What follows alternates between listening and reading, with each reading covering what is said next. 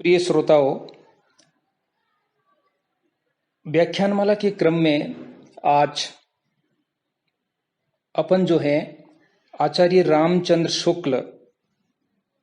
की चिंतामणि जो उनके निबंधों का संग्रह है उसमें से एक बहुत ही महत्वपूर्ण निबंध कविता क्या है, ये आचार्य रामचंद्र शुक्ल का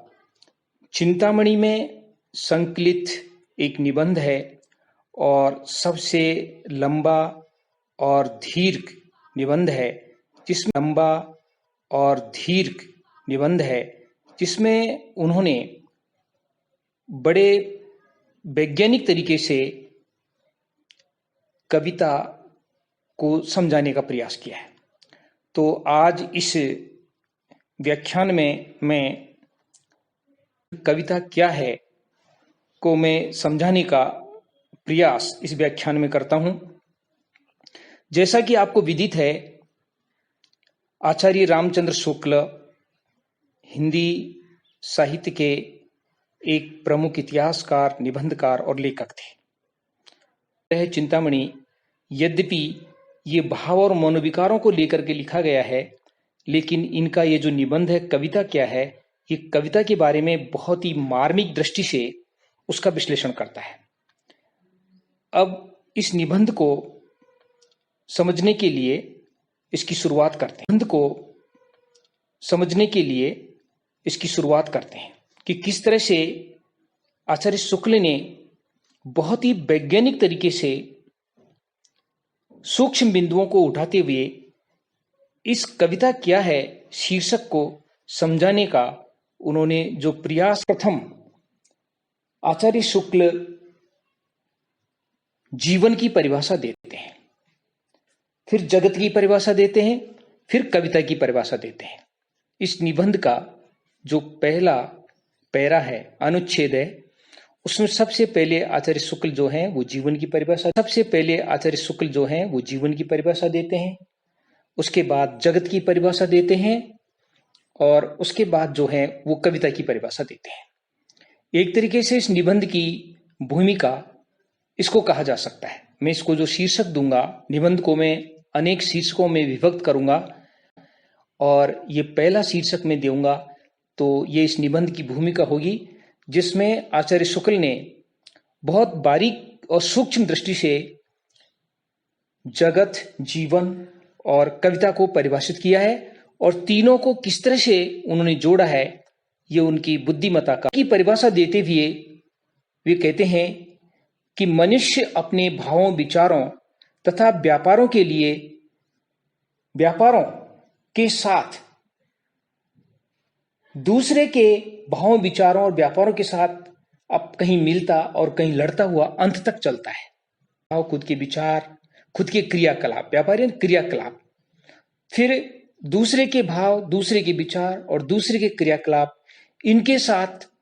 वो ताज जिंदगी उसके विचार कहीं मिलते हैं, कहीं उसके विचार नहीं मिलते हैं, कहीं उन दूसरे के विचार से लड़ता हुआ उसका वो जो चलता है नहीं मिलते हैं, कहीं उन दूसरे के विचार से लड़ता हुआ उसका वो जो चलता है वो उसका जीवन कहलाता है। ये आचार्य शुक्ल ने जीवन की परिभाषा दी है। फिर वो आगे जगत की परिभाषा देते हुए कहते हैं कि जिस अनंत रूपात्मक क्षेत्र में ये व्यवसाय या ये करता है, यानी जिस अनंत रूपात्मक क्षेत्र में ये संसार जो है अनेक रूपात्मक, इसके अनेक रूप हैं, उसमें ये भावों का, विचारों का दूसरे से जो सम्मिलन और दूसरे से जो विकर्षण चलता है, जिसको उन्होंने जीवन की परिभाषा दी है, जिसके अंदर ये चलता है वो जगत कहलाता है। और फिर आगे एक बहुत महत्वपूर्ण बात कहते हैं कि व्यक्ति जब केवल अपनी सत्ता में ही लीन हो जाता है, केवल अपने कार्यकलापों द्वारा केवल अपना योगक्षेम, केवल अपनी हानि लाभ, केवल अपने सुख दुख से संबद्ध होकर के रह जाता है, तो एक प्रकार से उसका हृदय जो है वो बद्ध हो जाता है, वो बांध दिया जाता है, हृदय का विकास नहीं हो पाता है। दूसरी तरफ यदि इंद्रियों पृथक सत्ता से अलग हट करके वो संसार के साथ तादात्म्य स्थापित करने की कोशिश करता है और इस प्रक्रिया में वो स्वयं की अनुभूति को भूल सा मात्र जाता है। तब उसका हृदय जो है कि जिस प्रकार आत्मा की मुक्तावस्था ज्ञान दशा कहलाती है, उसी प्रकार हृदय की ये मुक्तावस्था रस दशा कहलाती है। इस निबंध में का सूत्र जो है इस सेंटेंस से, उनके इस वाक्य से अब पकड़ में आएगा और इसी को आगे वो परिभाषित अब पकड़ में आएगा और इसी को आगे वो परिभाषित करते हुए चलेंगे कि आत्मा की मुक्तावस्था ज्ञान दशा, यानी ज्ञान के माध्यम से, विशेषकर अद्वैत ज्ञान के माध्यम से अद्वैत को समझते समझते व्यक्ति को मुक्त अवस्था की तरफ ले जाता है। उसी तरह से, और वो आत्मा की मुक्तावस्था होती है, उसी तरह से हृदय जो है उसकी मुक्तावस्था जो है वो रस दशा कहलाती है। और वो रस दशा क्या होती है कि जब व्यक्ति संसार के क्रियाकलापों को, प्रकृति को देख करके अपने आप को भूल जाता है, इतना भूल जाता है और उनके साथ अपना इतना तादात्म्य स्थापित कर लेता है, तो वह रस दशा कहलाती है। और इस ये रस दशा जो है वो हृदय को उसी प्रकार मुक्त करती है जिस प्रकार ज्ञान जो है आत्मा को मुक्त करता है। ये इस निबंध का एक बहुत महत्वपूर्ण सूत्र है और आपने आचार्य शुक्ल के अन्य निबंध भी पढ़े होंगे कि वो सूत्र रूप में कथन कहते हैं, फिर उसका वो विश्लेषण करते हैं और अंत में सारांश यह है कि ऐसा कहकर के उस बिंदु का वो समापन करते हैं। ये उनकी अपनी शैली है। तो ये सूत्र इस निबंध में जो उन्होंने दिया है कि है वो ज्ञान दशा कहलाती है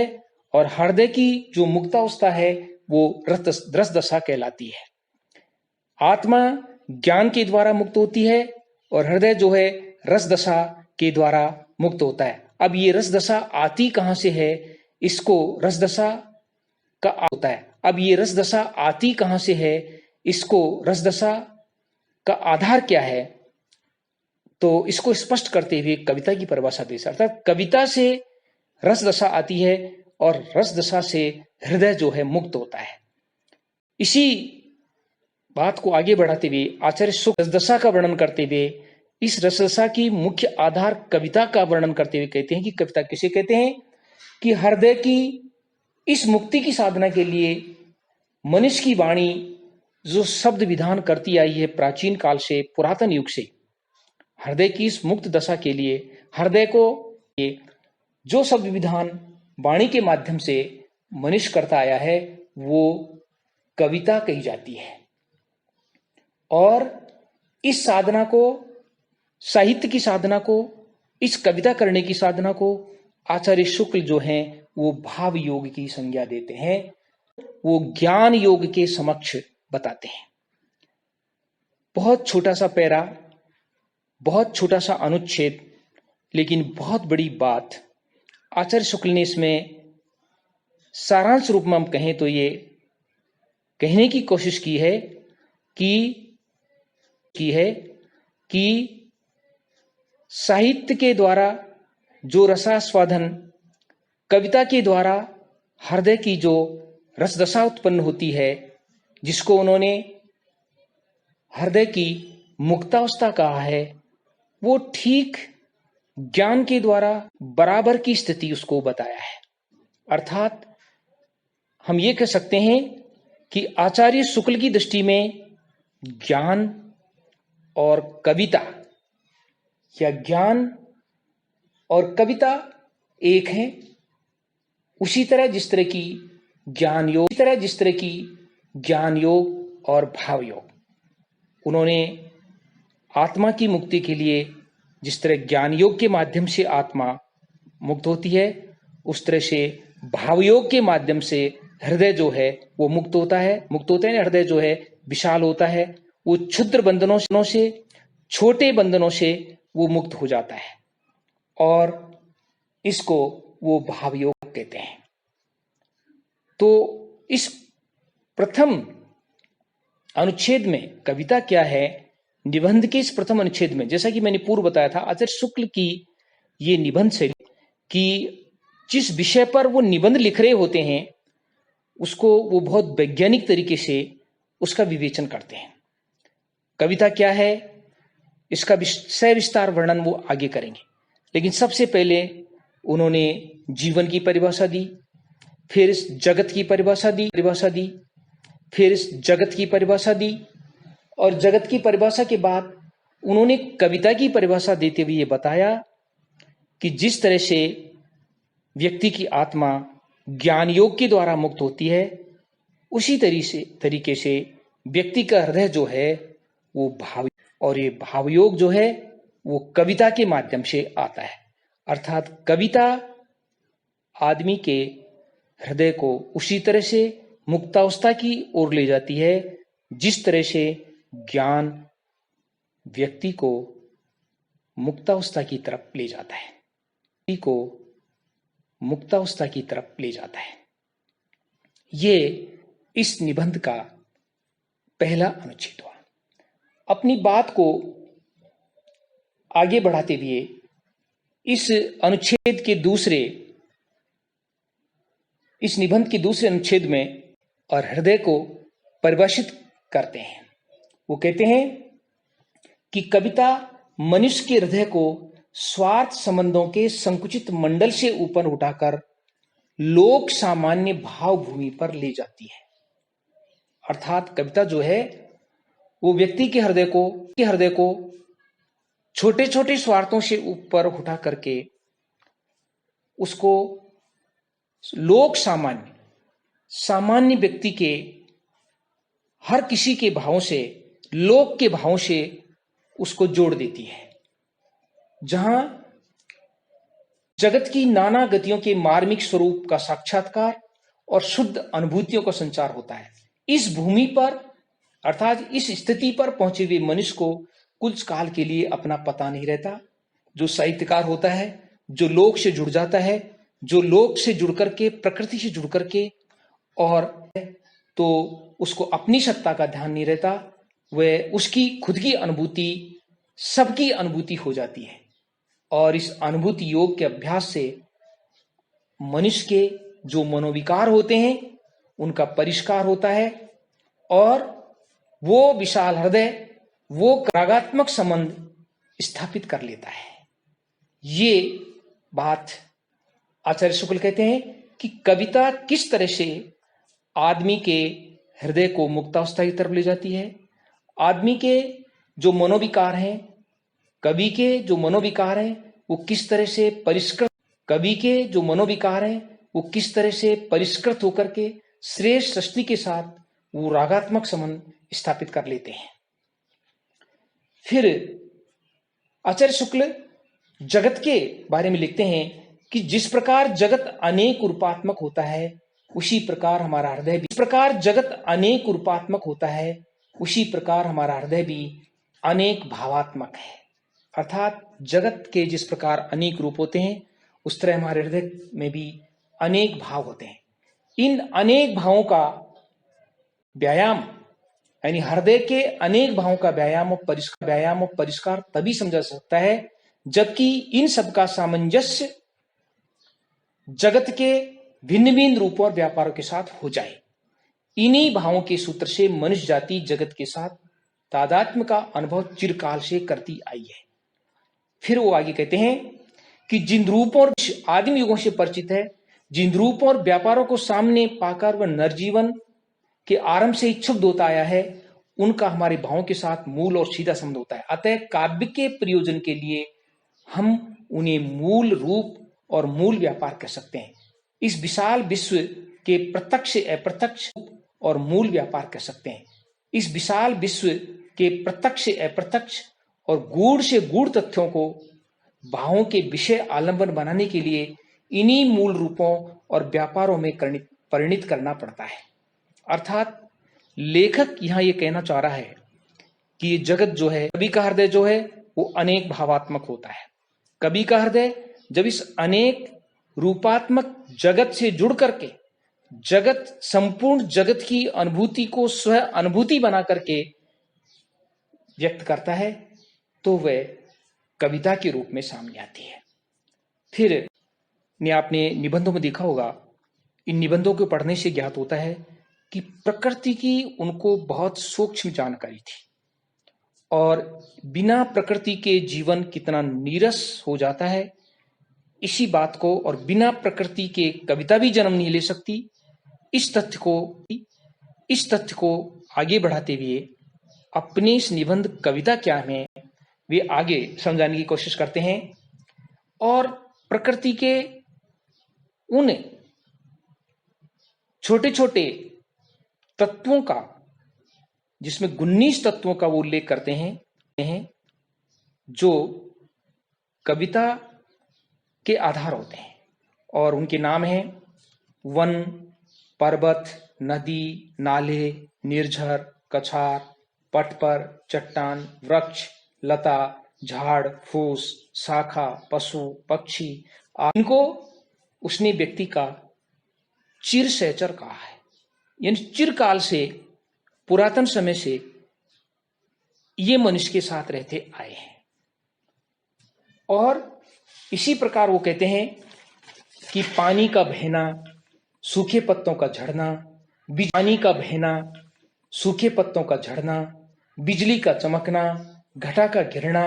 नदी का उमड़ना, मेह का बरसना, कोहरे का छाना, डर से भागना, लोभ से लपकना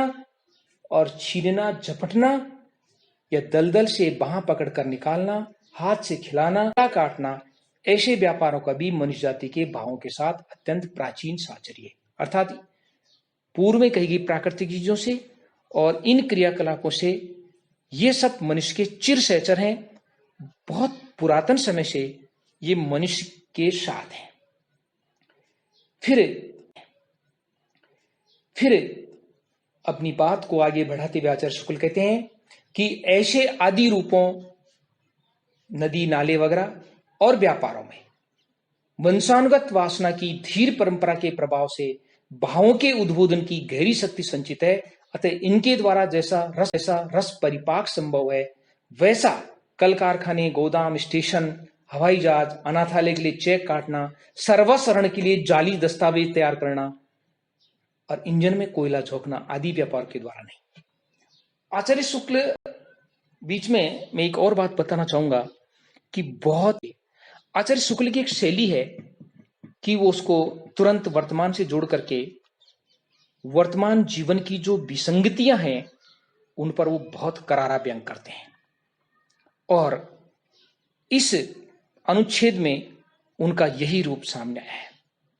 जैसा कि सबसे प्रकृति के इन 19 तत्वों का वन, पर्वत, नदी, नाले, निर्झर, पशु, पक्षी, झाड़, मेघ, नक्षत्र, समुद्र, इनका उल्लेख किया। फिर मनुष्य के चिर सहचर क्रियाकलाप, सूखे पत्तों का झड़ना, बिजली का चमकना, घटा का गिरना, इनका उल्लेख किया। इनका उल्लेख करने के बाद कहता है गिरना, इनका उल्लेख किया। इनका उल्लेख करने के बाद कहते हैं कि इनके द्वारा जब कवि का हृदय इन प्रकृति के तत्वों और इन क्रियाकलापों के द्वारा जब कवि का हृदय मिलता है तो रस परिपाक संभव है, अर्थात साहित्य का जन्म संभव है। लेकिन आज के इन तथाकथित कार्यकलापों का उल्लेख व्यंग के साथ उन्होंने जो किया है कि जैसे अनाथालय का चेक काटना, सर्वस्व हरण के लिए कूट या जाली दस्तावेज तैयार करना, इंजन में कोयले झोंकना, इन बातों का उदाहरण केवल इसलिए दे रहे हैं कि इन चीजों से कभी भी रस परिपाक नहीं होता, अर्थात कभी भी इनमें डूब करके कभी भी कविता का निर्माण नहीं किया जा सकता। कविता का निर्माण प्रकृति के साचर्य में रह करके ही, व्यक्ति के जो चिर सहचर जो प्रकृति के तत्व हैं उनको जी करके, उनको भोग करके, उसके बाद ही कविता आचार्य शुक्ल यहां समाप्त करते हैं। ये इस निबंध की एक तरीके से भूमिका है। इसको मैंने भूमिका नाम दिया है क्योंकि कविता क्या है, आचार्य शुक्ल का एक बहुत बड़ा निबंध है और इसको तो निबंध है और इसको तो निबंध क्या कुछ और नाम देना चाहिए था, और यदि उसको कुछ और वो लिखते, कुछ और बढ़ा करके लिखते तो ये अपने आप में ही एक बहुत बड़ा लेख या छोटी पुस्तिका भी हो सकती थी। में हम इसका अध्ययन कर रहे हैं तो इसके जो शुरू के जो 3 अनुच्छेद थे, उन अनुच्छेदों को मैंने भूमिका, इस निबंध की भूमिका का नाम दिया है। और एक बार संक्षेप में मैं इसकी पुनरावृत्ति कर देता हूं कि सर्वप्रथम इस भूमिका में इन्होंने जीवन की परिभाषा दी है। उसके बाद इन्होंने जगत की परिभाषा दी है और फिर एक सूत्र इन्होंने इस निबंध में पकड़वाया कि आत्मा की ज्ञान के द्वारा आत्मा जिस मुक्तावस्था में पहुंचता है, तो कविता या रसदशा के द्वारा आदमी का हृदय भी उसी तरह की मुक्तावस्था में पहुंच जाता है। और हृदय की इस मुक्ति साधना के लिए मनुष्य की वाणी जो शब्द विधान करती आई है और आदमी के संपूर्ण विकास के लिए हृदय की मुक्तावस्था बहुत जरूरी है। फिर कविता करती क्या है, इसके बारे में उन्होंने बताया कि मनुष्य के हृदय को स्वार्थ संबंधों से ऊपर उठाकर कविता जो है वो कवि को सामने देती है। उसकी अनुभूति को, कवि की अनुभूति सबकी अनुभूति बन जाती है और इस अनुभूति योग के अभ्यास से कवि इस स्व अनुभूति को, सर्व अनुभूति का जो अभ्यास करता है, उस सबकी अनुभूति में जो डूबता है, उस अभ्यास योग से कवि के मनोविकारों का परिष्कार होता है और वह एक उच्च स्थिति की तरफ जाता है। और यही कविता निर्माण की भावभूमि होती है और यहीं बैठ कवि जो कुछ बोलता है या जो कुछ लिखता है वो कविता बन जाती है। फिर दूसरे अनुच्छेद में ही जगत और हृदय की परिभाषा देते हुए बताया कि जगत तो अनेक रूपात्मक होता है, उसी प्रकार हृदय अनेक भावात्मक होता है। और हृदय जो है वो प्रकृति के चिर सहचर 19 नाम जो यहां दिए गए हैं और प्रकृति के वो व्यापार और क्रियाकलाप जो आदमी के साथ हैं, उनमें डूब करके कवि जब कुछ लिखता है तो रस परिपाक होता है और एक श्रेष्ठ कविता का निर्माण होता है। और आधुनिक जीवन की विसंगतियों पर व्यंग करते हुए आचार्य शुक्ल लिखते हैं कि अनाथालय के लिए चेक काटने से, सर्वस्व हरण के लिए जाली दस्तावेज रखने से रस परिपाक नहीं होता। क्यों नहीं होता? क्योंकि इन कार्यों को करते हुए हृदय जो है वो संकीर्ण अवस्था में होता है। और कविता के लिए वो पहले ही बता चुके हैं कि कविता हृदय की मुक्ति साधना का एक प्रयास है। अर्थात हृदय जब स्वार्थ के बंधनों से स्व अनुभूति को जगत की अनुभूति बना लेता है और इस अनुभूति योग के अभ्यास से जब कवि के सारे मनोविकारों का परिष्कार हो जाता है और इस भाव भूमि पर बैठ करके प्रकृति के जो तत्व जो मनुष्य के साथ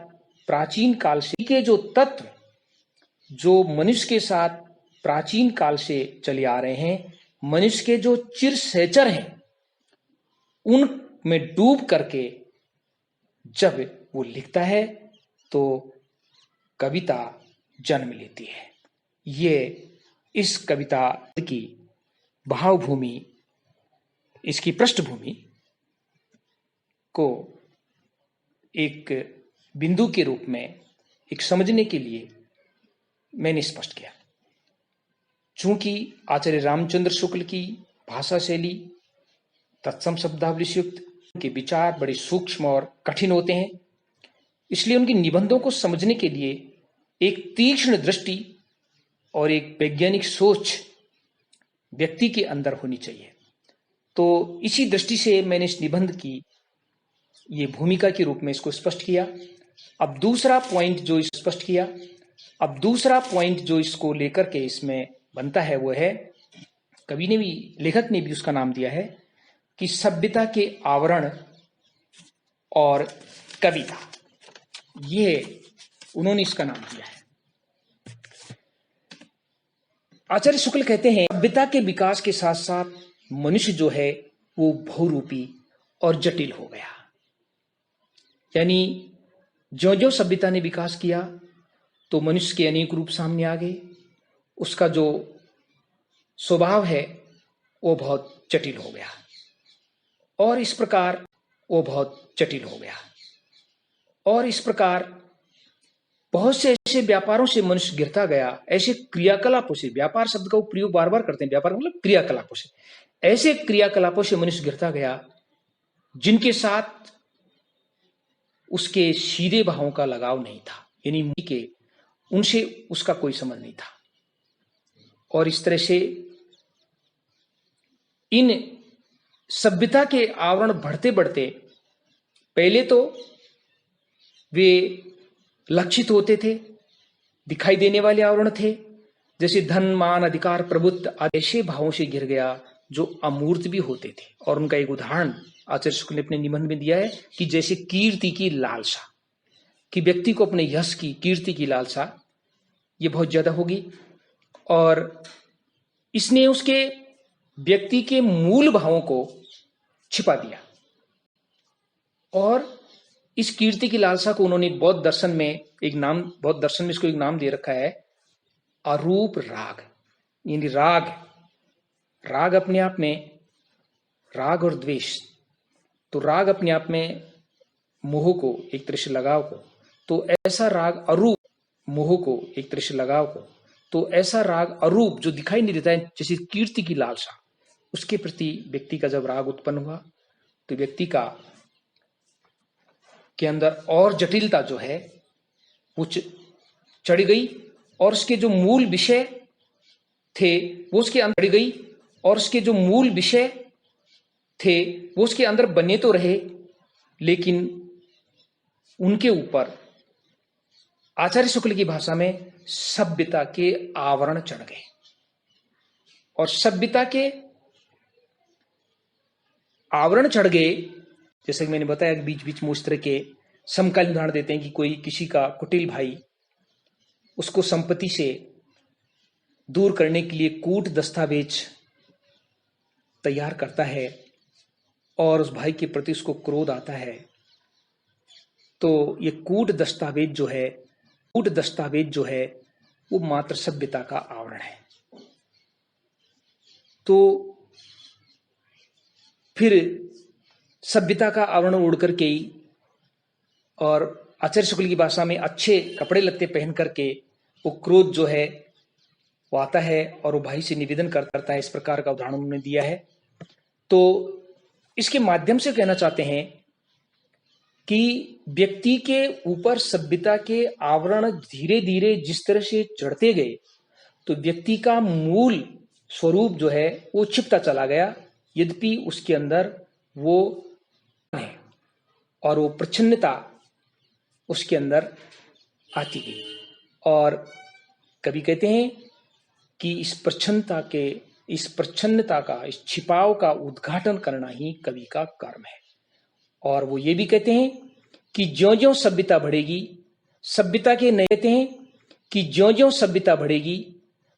के नए नए आवरण बढ़ेंगे। जैसा कि आज हो रहा है, जितनी कृत्रिमता, जितना बनावटीपन व्यक्ति के अंदर बढ़ेगा, उतनी ही कविता की आवश्यकता बढ़ेगी, और उतना ही कवि कर्म इसलिए कठिन होता जाएगा कि कवि का ये कर्म होता है कि वो व्यक्ति के मूल भावों को ढूंढे, और उसके मूल भाव इस सभ्यता के आवरण में कहीं घेरे में छिप गए होंगे। इसलिए कवि कर्म कठिन हो जाने की बात आचार्य शुक्ल ने अपने इस बात आचार्य शुक्ल ने अपने इस निबंध में की है और वो ये कहते हैं कि काव्य के लिए, कविता के लिए हमें व्यक्ति के मूल भावों तक जाना होगा। जैसे एक उदाहरण देकर के वो कहते हैं कि कविता जो है एक तो अर्थ ग्रहण के माध्यम से और एक बिंब ग्रहण। तो उनका मानना है कि अर्थ ग्रहण के माध्यम से कविता पूरी तरह से समझ में नहीं आई जब तक वो बिंब जो है व्यक्ति की आंखों के सामने उपस्थित नहीं हो। उन्होंने एक बहुत छोटा सा उदाहरण, जैसे 1 रुपए का 1.5 पाव आर्थिक, यदि वाणिज्यिक दृष्टि से सोचें तो वो उतना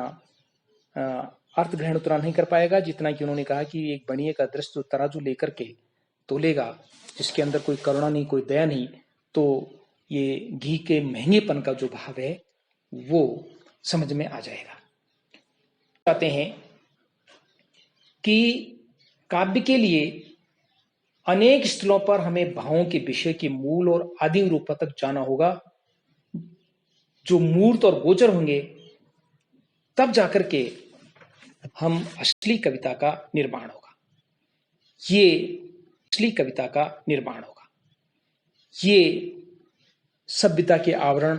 और कविता शीर्षक में उन्होंने लिखा है। अब तीसरा शीर्षक इस निबंध के अंदर जो आएगा, जिसको तीसरा शीर्षक का नाम देंगे, वह है कविता और सृष्टि प्रसार। कविता और सृष्टि प्रचार। यहां आचार्य शुक्ल कहते हैं कि हृदय पर नित्य प्रभाव रखने वाले रूपों और व्यापारों की भावना को सामने लाकर कविता बाह्य प्रकृति के साथ मनुष्य की अंतर प्रकृति का सामंजस्य घटित करती भी उसकी भावात्मक सत्ता का प्रसार करती है। और इस तरह से एक शब्द उन्होंने दिया है कि वो विश्व काव्य बनता है कि बाह्य प्रकृति के साथ मनुष्य की अंतर प्रकृति का सामंजस्य करती है कविता, कि अंतर प्रकृति जो है और बाह्य प्रकृति को देख करके अंतर प्रकृति सामंजस्य करती है और एक भावात्मक सत्ता का प्रसार करती है। यदि मनुष्य अपने भावों को समेटकर सृष्टि से किनारा कर ले इसके विपरीत और वो स्वयं ही जीवन जीने लग जाए, तो आचार्य शुक्ल कहते हैं कि फिर उसका जीवन में क्या रह गया। मैं थोड़ी देर के लिए निमग्न नहीं हुआ तो आचार्य शुक्ल कहते हैं कि उसका जीवन तो मरुस्थल की यात्रा ही समझना चाहिए। अर्थात जिसके अंदर हृदय पक्ष प्रबल नहीं है, जो बाह्य प्रकृति के साथ अपनी अंतर प्रकृति का सामंजस्य बैठा करके उसको मुक्तावस्था की तरफ नहीं ले जा सकता, उसका जीवन जो है मरुस्थल की यात्रा के समान व्यर्थ है। अब काव्य सृष्टि, कविता की रचना किन किन क्षेत्रों को आधार बना करके होती है, इसका वर्णन वो अपने निबंध में आगे करते हैं और कहते हैं कि 3 क्षेत्र है, कि नर क्षेत्र के भीतर यानी मनुष्य, जहां मनुष्य क्षेत्र है उसके भीतर, और कहीं मनुष्यतर बाह्य सृष्टि, मनुष्य से अलग जो कविता की सृष्टि होती है, और कहीं कहीं समस्त चराचर जगत को आधार बना करके भी इसको विश्व काव्य की संज्ञा देते हैं। ऐसे भी काव्य की सृष्टि होती है। अब वो नरक्षेत्र को सबसे पहले लेते हैं। वो कहते हैं कि संसार में अधिकतर कविता इस क्षेत्र के भीतर ही हुई, और इस क्षेत्र के भीतर अधिकतर प्रबंध और मुक्तक दोनों प्रकार के काव्य की रचना हुई। प्राचीन महाकाव्यों और खंड काव्यों के मार्ग में यद्यपि 2 क्षेत्र बीच बीच में पड़ जाते हैं, पर मुख्य यात्रा नर क्षेत्र के भीतर ही है। वाल्मीकि यात्रा नर क्षेत्र के भीतर ही है। वाल्मीकि रामायण में यद्यपि बीच बीच में से विशद वर्ण मिल जाते हैं, जिसमें कवि की मूल दृष्टि प्रधानतः मनुष्यतर बाह्य प्रकृति के रूप जाल में फंस जाती है, पर उनका प्रधान विषय तो नर क्षेत्र ही है। इस बात को वो कहते हैं कि प्राचीन वो यद्यपि उनमें बीच बीच में बहुत ही हृदय स्पर्शी प्रकट चित्रण मिलता है, लेकिन उनका प्रमुख क्षेत्र जो है वो नर क्षेत्र ही है। वो किसी नर विशेष को, किसी पुरुषोत्तम विशेष के जीवन के क्रियाकलाप को आधार बना करके ही लिखी गई कविता है या काव्य है। बाह्य प्रकृति की काव्य में मनुष्योत्तर बाह्य प्रकृति जो है वो आलम्बन के रूप में ग्रहण करके काव्य की रचना की जाती है। और ये प्रकृति का आलम्बन वर्णन जो है वो महाकाव्यों के बीच बीच में पाया जाता है,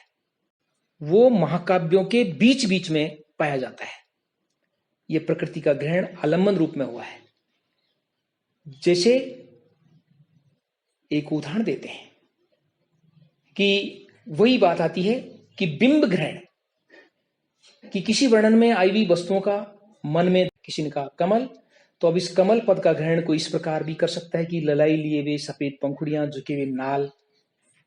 तो काव्य के दृश्य चित्रण में पहले प्रकार का ये जो बिंब चित्रण है वो अपेक्षित होता है। बिंब ग्रहण वही होता है जहां कवि अपने सूक्ष्म निरीक्षण द्वारा वस्तुओं के अंग प्रत्यंग, वर्ण, आकृति तथा उनके आसपास की परिस्थिति का परस्पर संश्लिष्ट विवरण देता है। और ये प्रकृति का आलम्बन रूप है। और इसके रूप में उन्होंने वाल्मीकि रामायण के एक अंश लिया है जिसमें वाल्मीकि ने हेमंत ऋतु का बहुत ही हृदय स्पर्शी वर्णन किया है, जिसका अर्थ पहले उनका मूल उन्होंने वाल्मीकि रामायण के जो छंद हैं वो दिए हैं, और छंद के बाद वो उसका अर्थ करते हैं और कहते हैं कि वन की भूमि जिसकी हरी भरी तरुण धूप के पड़ने से कैसी शोभा दे रही है।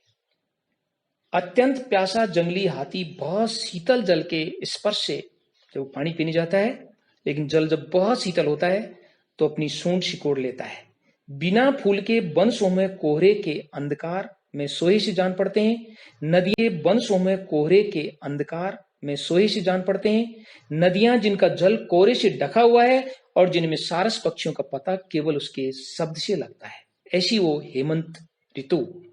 इस प्रकार वो हेमंत ऋतु का वर्णन वाल्मीकि ने जो किया है उसको आचार्य रामचंद्र शुक्ल की मनुष्योत्तर के बाहर प्रकृति जो है वो काव्य सृष्टि का एक मूल आधार होती है। उसके बाद वो कुमार संभव और रघुवंश की बात वो करते हैं, और उसके बाद बात को आगे बढ़ाते बढ़ाते वो भवभूति तक ले जाते हैं, पर आते हैं और मेघदूत के बारे में वो लिखते हैं कि पूर्व मेघ में जहां प्रकृति की ही एक मनोर झांकी या भारत भूमि के स्वरूप का ही मधुर ध्यान है, जो इस स्वरूप के ध्यान में अपने को भूलकर कभी कभी मग्न हुआ करता है। उस काव्य को पढ़ते हुए, किसको? मेघदूत को पढ़ते हुए। वह घूम कर वक्तृता दे या न दे, चंदा इकट्ठा करे या न करे, देशवासियों की आमदनी का औसत निकाले या न निकाले, सच्चा देश प्रेमी है। फिर वही आचार्य शुक्ल की शैली कि वो जिस विषय को लेकर के निबंध लिख रहे हैं उसको समकालीन जीवन की विसंगतियों से इतनी बारीकी से जोड़ देते हैं। अब यहां वो मेघदूत को पढ़ने से व्यक्ति जिस हृदय की मुक्तावस्था में पहुंच जाता है, जिसकी बात उन्होंने निबंध के प्रारंभ में की थी, उस मुक्तावस्था को उन्होंने, और फिर इसके माध्यम से उन्होंने उन लोगों पर व्यंग किया है जो देश के बारे में कुछ नहीं जानते, लेकिन घूम घूम कर देश के बारे में जो भाषण देते हैं, जो देश के नाम पर चंदा इकट्ठा करते हैं, जो देशवासियों की आमदनी का औसत निकालते हैं, उन पर व्यंग करते हुए कहा है कि वह है न कला की विचित्रता, वह प्राचीन भारत के सबसे भावुक हृदय यानी कालिदास की अपनी प्यारी भूमि की रूप माधुरी पर सीधी सादी प्रेम दृष्टि, अर्थात उस महान कलाकार, महान कवि कालिदास की अपनी मातृभूमि के प्रति, कालिदास जब हृदय की मुक्तावस्था में पहुंचे, आचार्य रामचंद्र शुक्ल की भाषा में, जब उनका हृदय मुक्तावस्था में पहुंचा और जब उन्होंने भारत भूमि का किस तरह से अवलोकन किया और उस अवलोकन को किस तरह से उन्होंने अपने मेघदूत में व्यक्त किया, उसको पढ़ करके यदि व्यक्ति उन भावों में डूब जाता है, उस हृदय की मुक्तावस्था में चला जाता है, तो आचार्य शुक्ल ने उसको एक बहुत बड़ा देशभक्त बताया है। और वर्तमान में देशभक्ति के नाम पर जो लोग क्रियाकलाप करते हैं उन पर फिर एक बार फिर व्यंग किया है। इसी बात को वो